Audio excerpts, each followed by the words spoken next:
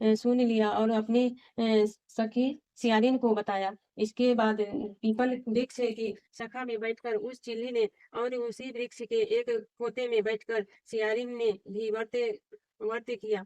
फिर वही चिल्ली किसी उत्तम ब्राह्मण के मुंह से यह कथा सुन यानी और पीपल के सुन आई और पीपल के पोते में बैठी हुई अपनी सखी को सुनाया। सियारिन ने आधी कथा सुनी थी कि उसे भूख लग गई और वह उसी समय शव से भरे हुए श्मशान में पहुंची।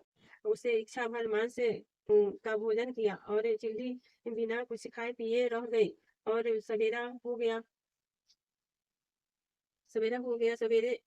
वह गौशाला में गाय और वहां गई और वहां गौ का दूध पिया। इस तरह नवमी को उसने पालन किया। कुछ दिनों बाद वे दोनों मर गई और अयोध्या में किसी धनी व्यापारी के घर में जन्मी।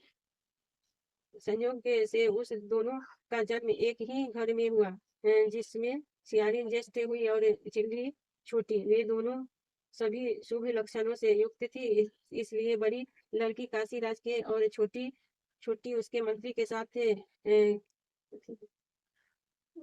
के सामने विधि पूर्वक ब्याही गई।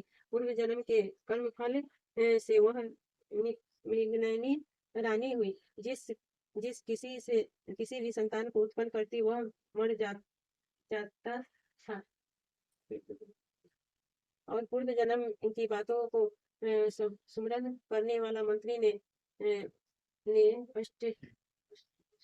अष्ट वसु अष्टवसु के संदेश से तेजस्वी 8 बेटे उत्पन्न किए और सभी जीवित रह गए। अपनी बहन के पुत्रों को जीवित देखकर ईसिया राजपत्नी ने अपने स्वामी रखना चाहते हो तो इस मंत्री के भी पुत्रों को उसी जगह जा दो जहाँ कि मेरे बेटे लिए गए हैं, अर्थात इन्हें मार डालो। यह सुनकर राजा ने उस मंत्री के पुत्रों को मारने के लिए कई प्रकार के उद्योग किए, पर मंत्री पत्नी ने जीवित पुत्रिका के पुण्य बल से बचा लिया। एक दिन राजा ने अपने आदमियों से उन पुत्रों को सिर कटवाकर पिटारी में रखवाया और वह पिटारी उसकी माता मंत्री पत्नी के पास से भेज दिया।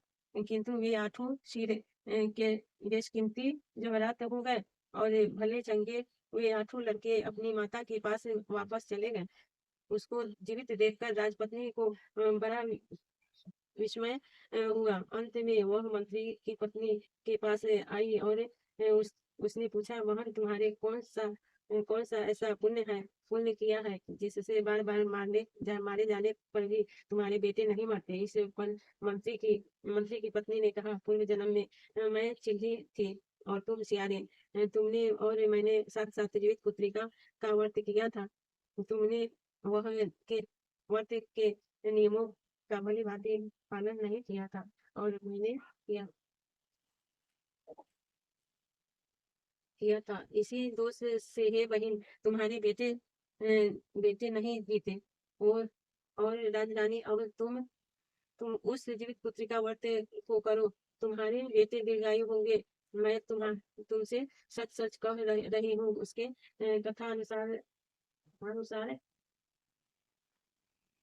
किया। इस तभी से उसे उनके कई बेटे सुंदर और दीर्घायु होकर बड़े बड़े राजा हुए। सूत जी कहते हैं कि इस सब प्रकार का आनंद लेने वाला मैंने यह दिव्य व्रत बतलाया है। स्त्रियां चिरंजीवी संतान चाहती हैं तो वे दीर्घ विधित्व पूर्वक यह व्रत करें।